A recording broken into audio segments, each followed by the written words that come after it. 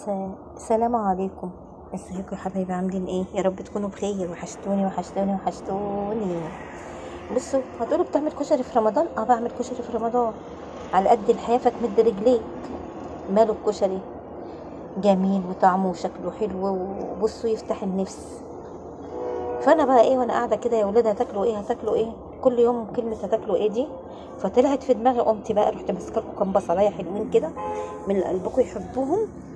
ورحت ماسكه ايه، قطعت البصل. انا بحب، بصوا، ما اكلش الصلصه، بس اكل تقليه على الكشري. ادوني تقليه.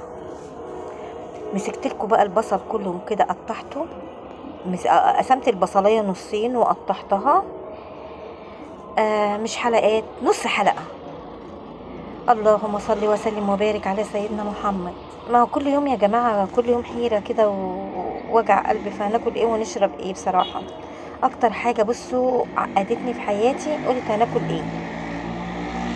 المهم انا بقى كنت سلقه المكرونه هنا بقى، بعد ما قليت البصل طبعا ايه، هحوش منه التقليه. وبتقولوا بقى ايه؟ طبعا هنزل بايه؟ بالعدس. في ناس بتعمل الكشري كل حاجه لوحدها، انا لا. ميه العدس دي بتدي طعم للكشري تحفه. بجد ميه العدس بتخلي الكشري طعمه جميل جدا. نزلت هنا بقى ايه بالعدس بتاعي، كنت نقعان مده 5 دقايق. قلت يعني على البصله ما تتحمر وكده. ونزلت يا حبايبي بالايدام بتاعي الميه بتاعتي،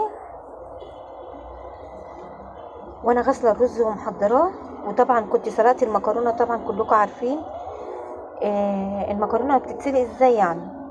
المهم، ما كانش عندي حمص الشام ان انا اعمل له حمص. طبعا انا لما بتعملوا الحمص بتنقعوه شويه صغيره، وبعدين بتسلقوه وتحطوا معاه قطايه وحبه كمون وبصلايه وكده عشان تعملوه.